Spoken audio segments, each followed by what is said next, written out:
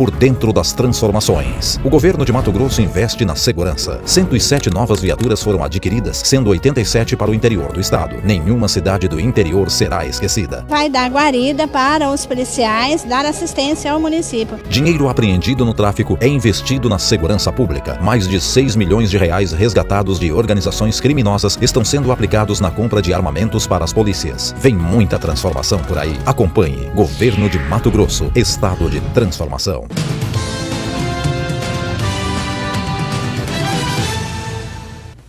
De volta com a RDTV para a segunda parte da entrevista com um dos responsáveis pela organização do Estado, como disse na primeira parte dessa entrevista, o secretário de Planejamento, Marco Marrafon. Falávamos na primeira parte muito de 2015, das dificuldades, das heranças, e agora vamos falar do ano que vem, 2016. Antes, o orçamento era subestimado, secretário, assim, planejava-se muito na expectativa de arrecadação e não do que de fato poderia ocorrer? O subestimado basicamente significava o seguinte, que o orçamento ele era feito em um valor menor do que a arrecadação real. Aí isso gerava sempre, eu lembro muito bem na transição, quando eu olhei a arrecadação de 14 e o orçamento de 14, eu disse, nossa, tem aqui 1 bilhão de diferença. Falei, não pode os técnicos errarem 1 bilhão de reais, né? Isso é um cálculo muito grosseiro. Errar um pouquinho, sei lá, 100 milhões a mais ou menos, um percentual é aceitável, porque a economia lida com estimativas e a economia é muito dinâmica. Eu dou um número hoje e amanhã pode ser um número diferente, porque ela tem essa dinâmica da sociedade.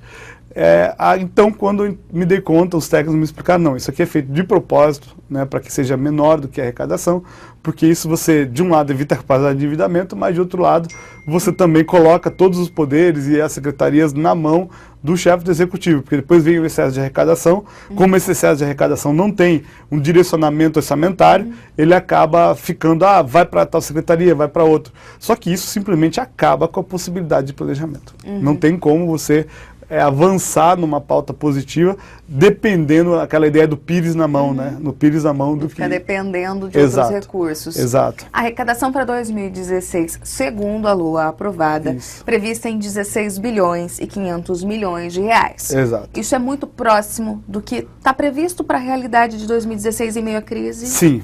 Sim, é muito próximo. A gente está até agora, a gente tem um sistema junto com a Secretaria de Fazenda de monitoramento de gastos e de receitas o tempo todo, diariamente, e vai fazendo as estimativas. Inclusive antes do reenvio da LOA, porque na LDO a gente já chegava a 16 bilhões, fizemos uma nova rodada de conversas, fizemos uma análise das estimativas para que a gente pudesse decidir se mantinha esse valor ou não. Então, mesmo com o cenário de crise, por enquanto, a resposta é que se mantenha. Se a gente perceber que a crise for muito maior e a gente não vai sair dela e não vai arrecadar, aí então tem que utilizar aquela palavrinha contingenciamento para segurar. Ou seja, eu não vou dar o cheque para a turma gastar, e aí então a Fazenda respira mais aliviado, porque ela é quem paga o cheque, né? Então, essa estratégia que está já montada para 2016 em termos fiscais. No plano plurianual é onde a gente detecta onde vão ser os investimentos para os próximos anos. Como foi esse trabalho de não deixar um secretário menos contemplado que o outro? Porque lógico, todo mundo quer investimento na sua área para trazer resultado. Exatamente. Como foi esse trabalho de equalizar esses investimentos? Perfeito. A gente fez um plano, primeiro é importante dizer, Thalita, que o plano plurianual de agora ele é muito diferente dos anteriores. Ele vem integrado com o modelo de gestão que nós estamos trabalhando, e especialmente quem pegar o plano plurianual vai perceber a cara do plano de governo do então candidato Pedro Táxi. Por quê? Uma das coisas básicas que deveria ser assim, o cotidiano, o trivial, é você prometer na campanha e cumprir. Plano de governo ser exequível. Exequível, né? Inclusive, o governo federal, a então candidata Dilma Rousseff, não apresentou plano de governo à população. Você pegar a enrolação para não se comprometer. Então o governador apresentou um plano de governo com diretrizes muito claras, e esses eixos, né, viver bem, cidades sustentáveis, educar para transformar, Estado eficiente, transparente, integrado, né, ele vem como Estado parceiro empreendedor, né, gestão eficiente. Vem como eixos do PPA. Vem como eixos do PPA, mostrando o quê? O compromisso do governador em internalizar as promessas de campanha no modelo de gestão para que aquelas promessas se tornem realidade. Então isso já é um grande diferencial. Seria algo que deveria ser trivial na gestão pública, mas é uma coisa praticamente inédita no Brasil, por incrível que pareça. A LOA foi aprovada com emendas lá na Assembleia Legislativa. Exato. Como foi o trabalho do senhor de interlocução com os nossos parlamentares, no sentido, primeiro, de explicar o que realmente era necessário, o que era primordial e que não fosse mudado no plano inicial, né, do projeto inicial, e como trabalhar com aquilo que foi aprovado em emenda, que é aquilo que o governo não previa. Exato. Como trabalhar nesse viés de mão dupla? A gente teve aí um diálogo excelente esse ano com a Assembleia Legislativa. Acho que o número de emendas nos diversos instrumentos mostra a independência dos deputados, todos preocupados de maneira muito republicana em trazer recursos para suas bases, para seus municípios, sugestões. Então essa relação foi muito positiva. Todos os debates democráticos, eles são parte da democracia, é importante lidar isso com naturalidade, porque quanto mais a gente internaliza a divergência, a dialética, mas nós percebemos que a democracia está viva. Um Estado autoritário, ele não tem debate, porque alguém tem força e tem o exército e manda. E todo mundo cumpre, então aí não tem discussão. E essa discussão ela é salutar, porque ninguém tem compromisso com o erro. É preciso a gente colocar, corrigir instrumentos, dialogar. Olha, o deputado ele está na base, muitas vezes ele enxerga coisas que a gente que está na gestão dentro de um gabinete não enxerga. Então esse diálogo foi muito bom. Em relação à quantidade de emendas, a grande maioria delas foi de emendas, aquelas emendas que já eram previstas para serem emendas parlamentares, por conta das mudanças constitucionais que houve no passado. Então, a gente já tinha... Exato, a gente já tinha a chamada reserva de contingência, a gente manda a reserva de contingência, que é um recurso que o Estado guarda para uma situação de calamidade, fim de emergência orçamentária. Essa reserva de contingência, ela vai para a LDO com 2% da receita corrente líquida, mas a lei permite com que você destrave 1%, porque não precisa tanto. Na LOA. Então, a gente trabalhou da seguinte maneira, olha, nós como tem que cumprir 1% das emendas, então nós vamos utilizar o quê? Essa parte da reserva de contingência. Então foi com muita naturalidade, que aí a gente mandou com 2% na LDO, quando ela vem para a lei orçamentária, ela destrava 1%, e esse 1% se tornou recurso disponível para que os deputados pudessem levar aí as boas ações governamentais, que se diga. O deputado ele faz aqui a indicação por emenda, quem realiza a obra é o governo do Estado, ou então quando faz um convênio com um município, ou com alguma entidade ou associação. Então, para que levasse, ele fizesse a indicação de políticas públicas estaduais. Então, às vezes, uma quadra de esporte, a pavimentação de um trecho não pavimentado, uma ponte.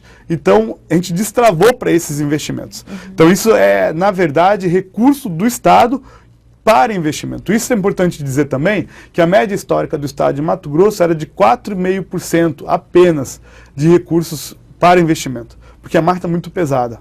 Nós conseguimos, com o enxugamento, aumentar para 5,75%. É um aumento significativo, mas ainda é muito pouco. Isso vai gerar aí um aumento de 300 milhões. Mas ainda é muito pouco. A gente ainda é muito dependente de operação de crédito. Para você ter uma ideia, apenas com despesa de pessoal, a próxima lei orçamentária está prevendo um gasto de 10 bilhões e 100 milhões. Com uma arrecadação de ICMS, que é o principal tributo, de 8 bilhões e 300 milhões. A arrecadação é menor que o gasto. A arrecadação é menor que o gasto. Então isso significa que é um Estado que quebra. Basicamente, né?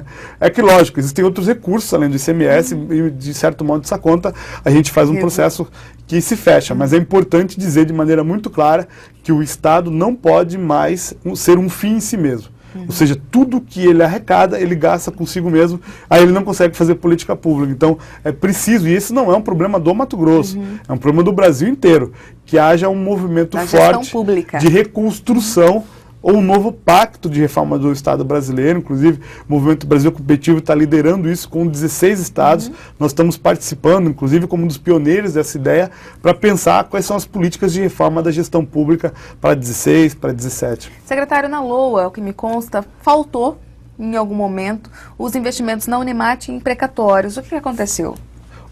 Isso, na verdade, o que aconteceu foi que havia uma estimativa na receita corrente líquida e um aumento que a gente fez da LDO para a LOA de 500 milhões.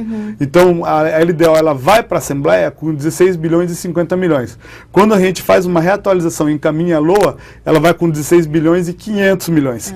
Então, essa diferença era um cálculo atualizado para a lei orçamentária, mas ela não faz aí nenhuma diferença prática. Por quê? porque o percentual do Onemate, ele é calculado, tanto o e-mail do precatório, com a arrecadação real. Então, a lei orçamentária ela é uma estimativa de arrecadação. Então, se a arrecadação real for menor do que nós prevemos, vai receber menos. Se ela for maior, vai receber mais. Então, foi bem tranquilo, foi bem equacionada essa situação. Me diga uma coisa em relação aos próprios deputados. Já falou do que o relacionamento foi muito tranquilo. Mas alguns deputados ainda têm a prática muito da política. Exato. De fazer politicagem e não política. Para trazer os recursos para os seus municípios e para suas regiões, falando inclusive que são eles que executam quando, na verdade, está a cargo Estado ou um convênio do Estado. Como que foi esse trabalho de mudança de hábito, de mudança de consciência dos nossos deputados, de que, calma, é preciso planejar, não adianta você me pedir hoje para você ter uma obra amanhã. Exato, exato. A gente tem trabalhado isso muito com eles, conversado muito, e a receptividade tem sido muito boa. Muita gente dizia, o governador Pedro Táxi não vai conseguir fazer essa mudança de cultura. E nós é muito técnico, né, para trabalhar política. Exato. Mas a gente tem aí a flexibilidade, que a técnica ela funciona muito bem quando ela entende que a política bem feita, a boa política, a política republicana, ela é preciso. A política salva vidas, a política diz para a gente, olha, qual é o hospital que está precisando, senão vai morrer gente. E nós vamos lá, tecnicamente, fazer a melhor maneira de entregar isso. O Estado tem que entregar, e de certo modo, a sensibilidade política não pode se perder. O duro é que muitas vezes a boa política se confunde com politicagem, com padril, práticas coronelistas, e isso nós não aceitamos. Então, houve uma mudança de cultura, o presidente da Assembleia, o Guilherme Maluf, foi muito positivo, também está havendo uma transformação muito intensa na Assembleia, as dificuldades existem em todos os campos. Eu diria, inclusive, que Mato Grosso hoje pode se orgulhar de estar sentindo uma grande concertação entre os poderes, desembargador Paulo no Tribunal de Justiça, no Tribunal de Contas, o presidente Valdir Teis, agora o presidente Antônio Joaquim, todos estão trabalhando com independência, que se diga, que isso é um mandamento constitucional, não pode ter vinculação, mas ao mesmo tempo com harmonia, porque a Constituição diz independência, os poderes são independentes e harmônicos entre si, e todos preocupados com novas práticas públicas, em apoiar esse novo modelo de governança.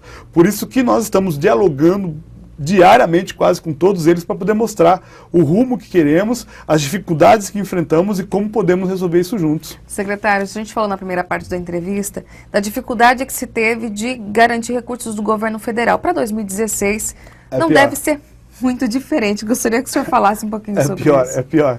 A gente está muito preocupado com o cenário para 2016, na verdade. Diariamente a gente tem feito reuniões.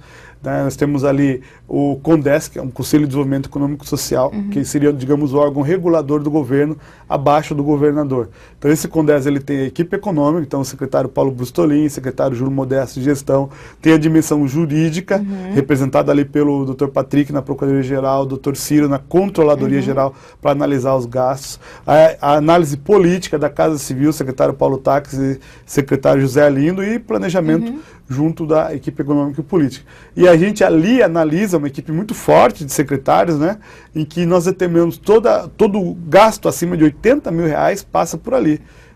Porque ali nós temos a noção do todo. Nós percebemos por que às vezes em aluguel de carro a Secretaria X gasta mais que Y. Isso aparece ali, porque a gente está monitorando. Nós vamos ligar para o secretário e dizer o que está acontecendo. Então você identifica com esse mecanismo de controle eventuais pontos fora da curva. Certo. Então o CONDES ele é um órgão muito interessante que foi resgatado e ele está operando efetivamente. Está acontecendo. Toda quarta-feira de manhã estão 7 secretários reunidos. Muitas das reuniões do governador vai pessoalmente participar para analisar o que está acontecendo. E eu diria que a gente economiza muito no CONDES. É muito importante. E essa equipe identifica essa relação com a União. Exatamente. A gente identificou o quê? Que é preciso agora estar monitorando e reavaliando os cenários para 2016. A gente ainda está mantendo a nossa perspectiva. Que é de quanto de recebimento de repasse? Ano passado foi 1/4 recebido, 25%. Exato, 1/4, exato. Para 2016 seria de quanto? Olha, a gente tem algumas notícias assim, positivas, na verdade. Né? Houve uma sinalização da Secretaria do Tesouro Nacional, possivelmente do novo ministro, de que haveria liberação de recursos que já estão em conta do Banco do Brasil e do BNDES. Então eles disseram, não, nós vamos liberar e tal. Não vimos isso acontecer ainda, mas vamos acreditar que isso possa acontecer. De repente, com eleições municipais, haja um incentivo. Exato, mas eu duvido, é que esse recurso já está em conta, isso que quase, e nós temos capacidade de endividamento. O Estado, ele pagou em 2015 1 bilhão de serviço da dívida. Além de resolver todos os problemas de folha, nós pagamos muita dívida. Porque aconteceu, isso pode dizer assim com muita tranquilidade, é que os empréstimos das obras da Copa do Mundo caíram para o Pedro Táxi pagar. Herança. Ou seja, a herança é como dissesse, ó, vou fazer a obra da Copa. Saiu mal feita, não terminou e ainda não pagaram. Ou seja, então a gente está respondendo por isso. Então a gente tem a perspectiva de que eles estão concentrados, essa dívida, em 1 bilhão e 15, 1 bilhão e 16. Então está apertando muito nosso caixa para investimento por conta disso. Depois dá uma aliviada. Então, como a gente pagou 1 bilhão de dívida esse ano, que a gente conseguiu, enfrentou o Bank of America, aquela dívida horrível, dolarizada, a gente tem aí uma folga de capacidade de endividamento. Se a gente pode contrair novos empréstimos, novos empréstimos, ou pelo menos que solte aquilo que já está contratado. Né? Então a gente tem a perspectiva que vem. No todo caso, nós trabalhamos com um cenário também de 1/4, que eles mantêm pelo menos o padrão. Seria mais ou menos os mesmos 250 milhões e 300, não 1 bilhão que viria. E se isso se concretizar, a gente já consegue avançar. E trabalhamos com a possibilidade do FEX 2015, né? Ou seja, estamos terminando 2015, não pagaram 2015 ainda. Seja pago em 2016, pelo menos, né? Para encerrar nosso bate-papo, eu gostaria que o senhor me falasse um pouquinho sobre o trabalho que a população pode consultar, pode trabalhar junto com o governo do estado na questão de controle das políticas públicas, porque é um canal de comunicação direto com a população. O senhor é secretário de Planejamento, a gente falou antes da entrevista que a área meio acaba ficando mais escondido. Exato. Mas a população pode acompanhar isso. Com certeza. Nós estamos desenvolvendo um grande projeto, um dos projetos que eu me orgulho muito, junto com a equipe do CEPROMAT, agora está se transformando em empresa Mato Grossense de TI, junto com a equipe da MTPA, junto com a equipe da Secretaria de Gestão, Secretaria de Assuntos Estratégicos, Desenvolvimento Econômico, Secretaria de Ciência e Tecnologia, e um projeto muito grandioso que é justamente o governo digital. O governo digital, ele pressupõe que nós vamos colocar o estado de Mato Grosso num novo patamar de serviços prestados à população de maneira eletrônica, muito mais rápida e com custo muito menor. Então hoje, cada cidadão já pode ir lá no seu aplicativo, App Store ou mesmo no Play Store para Android e baixar o aplicativo MT Cidadão, que já tem lá 12 serviços sendo prestados. Você já pode, a partir dali, consultar, por exemplo, se o IPVA está... como está o IPVA, a situação da placa do seu carro, uma compra de carro, na guia do GTA, do INDEA, e nós vamos ampliar muito essa plataforma de serviços. Então, para os próximos 4 anos. A gente quer chegar logo, já para o ano que vem, com 25 serviços. Nos próximos 4 anos, os serviços serão ditados pela população. Né? A gente já tem desenhado um projeto piloto para escolher um hospital e fazer a consulta via o aplicativo de celular. Então imagine você ser atendido pelo ente público, uma consulta na saúde, você chega lá no horário, com a hora marcada, não precisa pegar a fila. Então temos muita convicção que isso será uma revolução digital no governo do estado. Isso demora um pouco, porque a tecnologia ela também precisa de amadurecimento, e dentro desse processo pressupõe serviços eletrônicos prestados diretamente à população. Esses serviços também serão acompanhados de uma grande ampliação da rede Ganha Tempo, cuja parceria público-privada já está em vias de ser preparada a licitação. Pressupõe participação da população na elaboração das políticas públicas, para que a gente possa definir medidas orçamentárias, para que a gente possa definir demandas que a população sente mais diretamente, e participação da população, ou seja, disponibilizar meios para que a população controle. Então, o Gabinete de Transparência e Combate à Corrupção já melhorou muito o portal de transparência, e também aqui na CEPLAN nós temos o site de participação social, www.participaçãosocial.mt.gov.br, e que nós temos consultas públicas em andamento. Encerramos a consulta pública do CPC da Cultura, né? Conselho, Plano e o Fundo de Cultura, por isso CPF, desculpa, da Cultura, e agora a gente está na fase do ganha-tempo, ou seja, do serviço que a população presta. Nós vamos encerrar a consulta do ganha-tempo no dia 25 de dezembro, todas as sugestões serão analisadas pelos técnicos, e a pessoa que fizer o cadastro, deixar o seu e-mail, irá receber uma resposta da sua sugestão. Uma resposta da sua sugestão com a justificativa, se ela foi aceita ou não e o porquê. A importância da interação com a população. Exatamente. Então, expandir esses canais de comunicação para que o governo efetivamente alcance um novo patamar de relacionamento com o público. Secretário, para encerrar nosso bate-papo, gostaria que o senhor me falasse do planejamento pensando nas eleições municipais. A gente sabe que a gestão muda nos municípios ano que vem, e com isso tem que ter um novo trabalho de interlocução do governo com as prefeituras. Tem sido pensado isso para o ano que vem? Agora, na verdade, a gente está muito preocupado em acertar o planejamento estratégico do Estado para o ano de 2016. Geral. Exato. Né? Mesmo que haja eleições, o próximo prefeito tomaria posse em 2017. A gente tem aquele tempo entre outubro e janeiro para poder chamar todos os prefeitos eleitos, fazer um grande diálogo, porque a gente tem aí uma perspectiva muito importante de manter uma parceria muito saudável com os municípios, mas também nós defendemos nosso planejamento estratégico. Ou seja, se tem uma coisa que o governo Pedro Taques tem, é justamente saber onde ele quer chegar. Lembrando que o PPA é para 4 anos. Exato. Né? Nós construímos um instrumento de planejamento, não é um grande orçamentão como se fazia antigamente, para dizer o seguinte, olha, nós sabemos onde queremos chegar em 18 e 19. Então isso é muito importante, nós vamos dialogar com os prefeitos, apresentar esse planejamento estratégico e convidá-los a participar desse diálogo para que possam se integrar ao planejamento estratégico do Estado. Independente de cor partidária. Independente de cor partidária. Tá certo, secretária, a gente agradece a sua participação aqui na RDTV.